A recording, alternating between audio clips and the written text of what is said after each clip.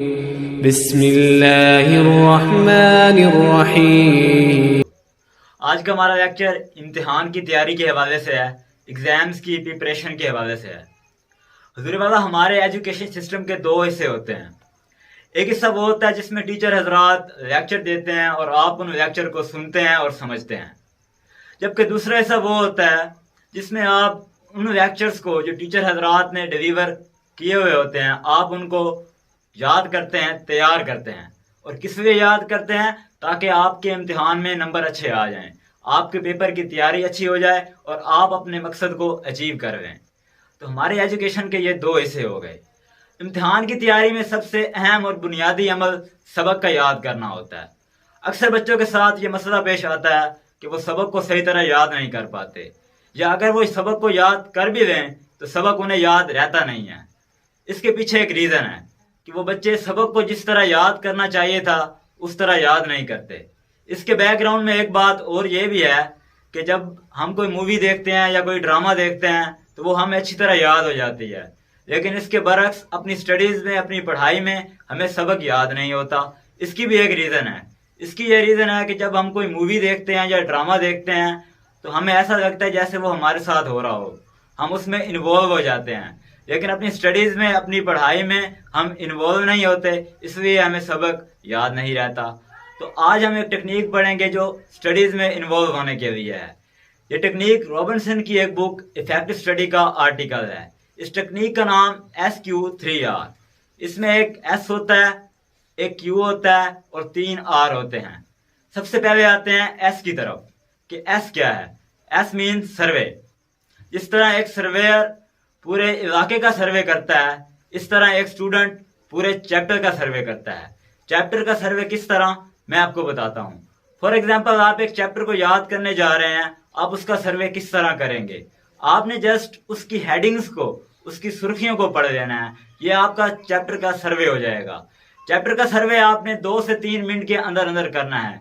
ज़्यादा टाइम सर्वे को नहीं देना, क्योंकि सरसरी निगाह से आपने इसमें सिर्फ हेडिंग्स ही पढ़नी होती हैं। इसका फ़ायदा क्या होगा? इसका फ़ायदा ये होगा, आपको पता चल जाएगा कि मैं चैप्टर के अंदर क्या कुछ पढ़ने वाला हूँ, चैप्टर के अंदर क्या क्या चीज़ें आने वाली हैं। इस तरह आप अपनी स्टडीज़ में इन्वॉल्व हो जाएंगे, आप अपनी पढ़ाई में शामिल हो जाएंगे और आपको आपका सबक अच्छी तरह तैयार हो जाएगा। सर्वे करने के बाद अगला स्टेप क्यू का है। Q means question. क्वेश्चन आपने एक्सरसाइज में जो क्वेश्चन होंगे उस चैप्टर के और जो पास बोर्ड में क्वेश्चन आए हुए होंगे, आपने उन क्वेश्चन को पढ़, क्वेश्चन को पढ़ने के बाद आप इस काबिल हो जाएंगे कि आपको टॉपिक की अहमियत की नोयत का पता चल जाएगा। आपको ये पता चल जाएगा कि कौन सा टॉपिक ज़्यादा अहम है और कौन सा टॉपिक कम अहम है, किस टॉपिक में ज़्यादा सवाल आए हुए हैं और किस टॉपिक में कम सवाल आए हुए हैं। आपकी टाइम मैनेजमेंट अच्छी हो जाएगी और आपका माइंड भी उन्हीं चीज़ों को पिक करता है जो उसके नज़दीक अहम होती हैं। जब आप एक टॉपिक को याद करने लगोगे और आपके जहन में आ जाएगा कि ये वाला क्वेश्चन तो बोर्ड वाले ने इम्तिहान में पूछा हुआ है, तो वो आपके माइंड के नज़दीक अहम हो जाएगा। चीज़ आपका माइंड पिक कर लेगा और जो चीज़ आपका माइंड पिक कर लेता है वो उसे अच्छी तरह याद हो जाती है, वो आपको अच्छी तरह तैयार हो जाती है। तो क्वेश्चन भी आपने 5 से 6 मिनट के अंदर अंदर ही पढ़ने हैं, ज़्यादा टाइम नहीं लगाना। सिर्फ सरसरी निगाह से आपने चैप्टर के क्वेश्चन को देखना है। क्वेश्चन के बाद अगला स्टेप होता है आर का। सबसे पहला आर रीडिंग का है। आपने इसमें चैप्टर को सरसरी निगाह से रीड करना है, पढ़ना है। फोकस ज़्यादा नहीं देना, सिर्फ सरसरी निगाह से आपने इसमें चैप्टर को पढ़ना है। इससे क्या फ़ायदा होगा? इससे ये फ़ायदा होगा, अक्सर बच्चे जब टॉपिक को याद करने लगते हैं तो टॉपिक में कुछ ऐसा क्वेश्चन कोई आ जाता है जिस पे वो आके फंस जाते हैं, क्योंकि उन्होंने चैप्टर को पढ़ा नहीं होता, इसलिए वहीं पे फंसे रहते हैं और अपना सारा टाइम वेस्ट कर देते हैं। और बाद औक़ात ऐसा होता है कि उस टॉपिक में जो क्वेश्चन पे वो जिसमें वो फंस जाते हैं उसका आंसर बुक वाले ने अगले टॉपिक में दिया हुआ होता है। अब जिस बच्चे ने रीडिंग की होगी वो उस टॉपिक पे फंसेगा नहीं, उस क्वेश्चन पे फंसेगा नहीं। उसे पता होगा कि इसका आंसर बुक वाले ने अगले टॉपिक में दिया हुआ है, तो वो कॉन्शियस होके अगले टॉपिक पे चला जाएगा। जिसने थोड़ी रीडिंग की होगी ये सिर्फ उसी का फ़ायदा होगा। रीडिंग भी आपने 9 से 10 मिनट के अंदर अंदर करनी है, ज़्यादा टाइम रीडिंग को नहीं देना। रीडिंग के बाद अगला आर रिसाइटिंग का है। ये अहम आर है। इसमें आपने सबक को याद करना है। अब आप सबक को याद करेंगे। याद किस तरह करेंगे मैं आपको बताता हूँ। फॉर एग्जाम्पल, आप एक लाइन को याद करने लगे हो। सबसे पहले आपने उस लाइन को समझ लेना है, उसको अंडरस्टैंड कर लेना है कि बुक वाला उस लाइन में कहता क्या है। जिस चीज को आप समझ लेते हो, रट्टा नहीं लगाते, वो आपको अच्छी तरह याद रहती है और आपको याद भी आसानी से हो जाती है और लंबे अरसे तक आपको वो चीज याद रहती है। इसके बरक्स अगर आप रट्टा लगाएंगे, वो चीज आपको भूल जाएगी, याद भी जल्दी नहीं होगी। तो आपने सबसे पहला काम लाइन को समझ लेना है, लाइन को अंडरस्टैंड कर लेना है। उसके बाद स्टेप जो है वो आपने लाइन को 3 बार रीड करना है, 3 बार आपने लाइन को पढ़ना है। अगला स्टेप, लाइन को 3 बार पढ़ने के बाद अपने जहन में जुबानी उस लाइन को दोहराएं, यानी आपने उसको अब जुबानी याद करना है। याद करने के बाद आपने उस लाइन को नोटबुक पे लिख लेना है। पहला स्टेप, आपने लाइन को अंडरस्टैंड करना है, यानी समझना है। दूसरा स्टेप, आपने लाइन को 3 बार पढ़ना है। तीसरा स्टेप, आपने जहन में जुबानी उस लाइन को दोहराना है। चौथा स्टेप, आपने उस लाइन को नोटबुक पे लिख लेना है। इस तरह अगर आप सबक को याद करेंगे, सबक आपको अच्छी तरह तैयार हो जाएगा। अब जो अगला आर है वो है रिव्यू का, रिवाइजिंग का। ये आर सबसे अहम आर है। जिसने ऊपर वाला सारा काम किया, जिसने एस भी किया, क्यू भी किया और दोनों आर किए, लेकिन ये वाला आर, रिवाइजिंग वाला आर, रिव्यू वाला आर नहीं किया, उसकी ऊपर वाली सारी मेहनत फजूल है। ये आर रिवाइजिंग का है। रिसर्च क्या कहती है, अगर आप एक लेसन को 24 घंटे के अंदर अंदर रिवाइज कर लेते हैं, वो आपको अच्छी तरह तैयार हो जाता है, वो आपको पक्का हो जाता है। फिर उसके बाद नेक्स्ट स्टेप, आपने 1 हफ्ते के अंदर उस लेसन को रिवाइज करना है। नेक्स्ट स्टेप, आपने फिर उसे 1 मंथ के अंदर रिवाइज करना है। इस तरह अगर आप रिवाइज करेंगे तो आपको लेसन अच्छी तरह तैयार हो जाएगा।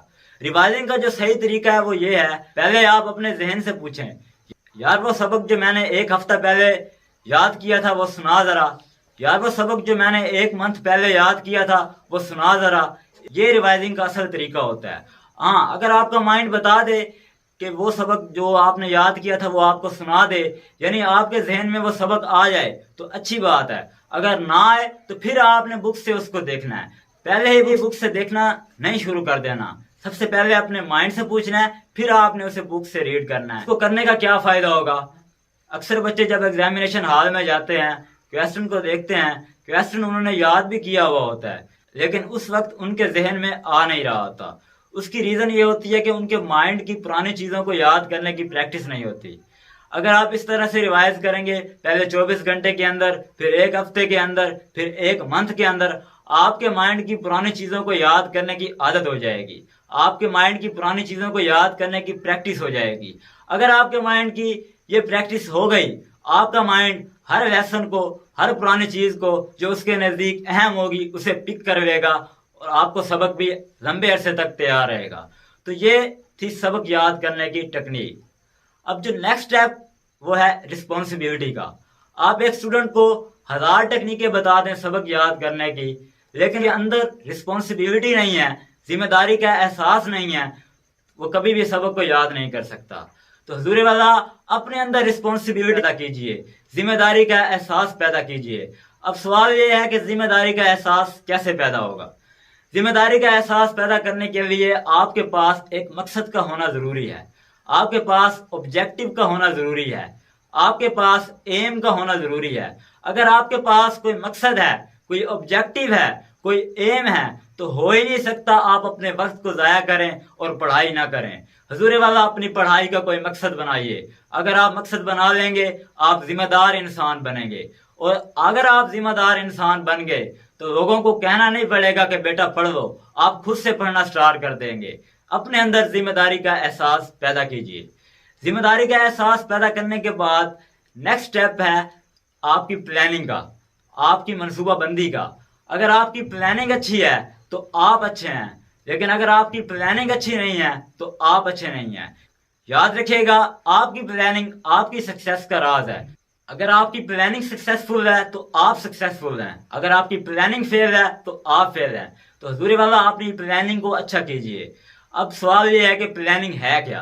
प्लानिंग ये है कि आपने ये देखना होता है कि पेपर में एग्जाम में कितना टाइम रह गया है, कितने दिन रह गए हैं, मैंने कितने दिनों में इस सब्जेक्ट को तैयार करना है, कितने दिनों में इस सब्जेक्ट को तैयार करना है, इतना टाइम मैंने अपनी हैंड राइटिंग को देना है, इतना टाइम मैंने अपने फलां सब्जेक्ट को देना है, कितना टाइम मैंने टेस्टिंग करनी है, कितना टाइम मैंने अपनी प्रेजेंटेशन को इम्प्रूव करना है। ये सारा काम प्लानिंग में आ जाता है। प्लानिंग खुद से भी कर सकते हैं और अपने उस्ताद कराम से भी मशवरा ले सकते हैं। प्लानिंग आपकी अच्छी होनी चाहिए। टेक्निक भी बढ़ गई, रिस्पॉन्सिबिलिटी भी आ गई, प्लानिंग भी कर गई। अब जो नेक्स्ट स्टेप है वो आपकी हार्ड वर्क का है। आपने मेहनत टिका के करनी है। याद रखिएगा, अगर आपने मेहनत टिका के की हुई होगी, अगर आपकी मेहनत अच्छी होगी तो कामयाबी आपका मुकद्दर जरूर बनेगी। अल्लाह पाक किसी की मेहनत को नहीं रखते। आपकी मेहनत का फल आपको मिल के ही रहेगा। तो अपनी मेहनत को मजबूत कीजिए, दिन रात एक कर दीजिए, पढ़ के दिखाइए और कुछ करके दिखाइए। अगर आपने मेहनत अच्छी तरह कर ली और आप मेहनत करने में कामयाब हो जाते हैं तो आप अपने मकसद को पाने में भी कामयाब हो जाते हैं। तो आपने मेहनत अच्छी तरह करनी है, जितनी हो सके उतनी मेहनत करनी है, दिन रात एक कर देना है। लेकिन एक बात का ख्याल रखना है, मेहनत करके अपनी मेहनत पर गुरूर नहीं करना, अपनी मेहनत पर चौड़े नहीं हो जाना। मेहनत करके अल्लाह से मांगना है कि ऐ अल्लाह, मेहनत करना तो मेरे जिम्मे था, मेहनत मैंने की, लेकिन इसका फल अब तूने देना है। तो मेहनत करके जब आप अपने अल्लाह से मांगेंगे तो इंशाअल्लाह आपको आपकी मेहनत का फल जरूर मिलेगा। टेक्निक भी बढ़ गई, रिस्पॉन्सिबिलिटी भी आ गई, प्लानिंग भी कर गई, हार्ड वर्किंग भी आ गई, मेहनत भी कर गई। अब नेक्स्ट स्टेप जो है वो है आपने वालिदैन की खिदमत करनी है। हुजूर वाला याद रखिएगा, वालिदैन की दुआओं से खोटे सिक्के भी खरे हो जाते हैं। अगर आपने वालिदैन की खिदमत कर ली और उनकी दुआएं हासिल कर ली, कामयाबी आपका मुकद्दर जरूर बनेगी। तो हुजूर वाला वालिदैन की खिदमत कीजिए। याद रखिएगा, वालिदैन के दिल से जो दुआ निकलती है वो सीधा अर्श को जाकर टकराती है। अल्लाह पाक उस दुआ को जरूर कबूल करते हैं। तो अपने वालिदैन से दुआएं ले लें और उनकी खिदमत जरूर करें। वालिदैन की खिदमत के बाद अगला स्टेप, आपने 5 वक्त की नमाज पाबंदी से पढ़नी है। याद रखिएगा, namaz is the key to success. अगर आप नमाज पढ़ेंगे अल्लाह पाक आपको कामयाबी जरूर देगा, आपके मार्क्स भी अच्छे आएंगे, आपका माइंड भी नमाज पढ़ने से फ्रेश रहेगा। तो हुजूर वाला आज से ही वुजू कीजिए, 2 रकात नमाज नफल पढ़िए, अल्लाह से मांगिए और पढ़ना स्टार्ट कर दीजिए। दिन रात एक करके अपनी मेहनत से, अपनी लगन से अपने मकसद को पा लीजिए। मेरी दुआएं आपके साथ हैं। अल्लाह पाक आपको कामयाब व कामरान करे। वस्सलाम।